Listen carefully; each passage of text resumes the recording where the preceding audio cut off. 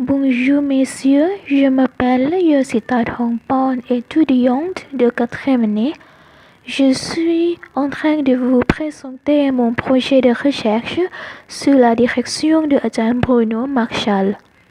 Et voici, c'est le sujet de mon projet, le manque d'éducation sexuelle au milieu familial, la situation de filles mères des Thaïlandaises à l'âge de 15 ans jusqu'à 19 ans.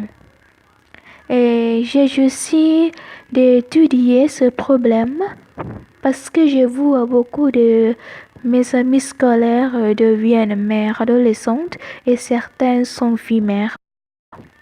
Je suis longtemps curieuse pourquoi beaucoup de filles thaïlandaises tombent enceintes si nombreux. Et je peux prouver mon idée avec l'étude du ministère de la Santé publique en Thaïlande. Cette étude indique qu'en Thaïlande, la grossesse chez les adolescentes est un des problèmes les plus sérieux qu'il est difficile de le résoudre. Chaque année, les adolescentes qui ont 15 ans jusqu'à 19 ans font naître plus de 101 301 enfants. C'est absolument nombreux. Cela m'intéresse et des questions que j'ai posées pour chercher la conclusion de mon recherche. La première question, c'est comment le manque d'éducation sexuelle affecte les femmes thaïlandaises. Et la deuxième, c'est qu'est-ce qui manque dans l'éducation sexuelle au niveau familial. Et j'ai fait l'hypothèse qu'il y a quelques facteurs qui amènent les adolescents thaïlandaises à tomber enceintes. Je pense que c'est les parents qui ne jouent pas bien leur rôle en enseignant l'éducation sexuelle à leurs enfants parce qu'ils manquent de l'attitude positive sur l'éducation sexuelle et évitent de la donner à leurs enfants.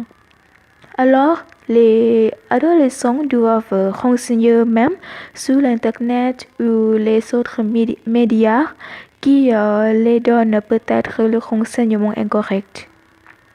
Et pour les démarches, j'ai consulté plusieurs sources pour me renseigner sur les moyens et l'importance de l'éducation sexuelle en Thaïlande, les rôles des parents et aussi les statistiques de la grossesse chez les Thaïlandaises pour comprendre correctement la situation courante de ce problème. Et pour chercher la conclusion de mon projet, j'ai créé une enquête en ligne par Google Forms et lancé cette enquête pour 2 semaines sur un groupe fermé de Facebook où il y a seulement les mères adolescentes thaïlandaises. Ce groupe s'appelle Crop Kua Kunme Wai Sai ou traduit en français, c'est la famille des mères adolescentes. Et après avoir recueilli les réponses, je les ai analysées avec le corpus que j'ai trouvé de plusieurs livres et une théorie de Robert J. Aviox. C'est la théorie de tâches développementales qui sont importantes pour les parents de les comprendre pour comprendre mieux le changement physique de leur enfant et le comportement sexuel de leur enfant. Enfin, j'ai trouvé la conclusion de mon sujet en recueillant les réponses de 20 filles.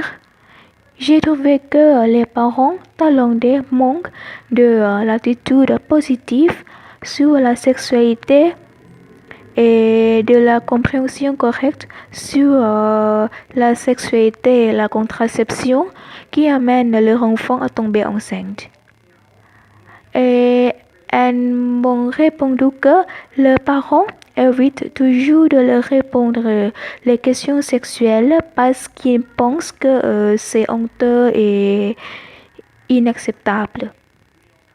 Elles doivent alors renseigner eux-mêmes sur Internet ou de leurs amis et elles ne sont pas aussi sûres que les renseignements de ces deux façons sont corrects. Mais à cause d'une question ambiguë, je ne reçois pas les réponses qui portent sur les raisons pour lesquelles elles deviennent éphémères.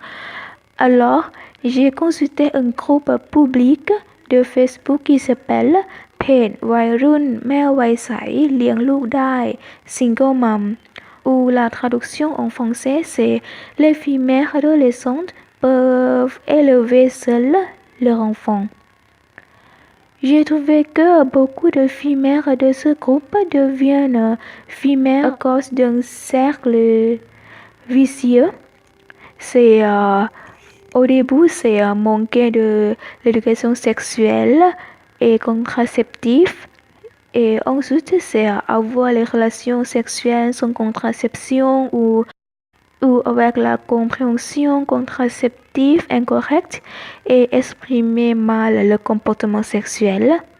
Et ensuite, tomber enceinte et ne peut pas avoir assez d'argent pour entretenir leur enfant. Et ensuite, se séparer avec le partenaire et devenir éphémère. Et après avoir étudié et trouvé la conclusion, je pense que cela me montre l'échec de l'enseignement de la sexualité des parents thaïlandais, même si les parents sont les meilleurs enseignants des enfants.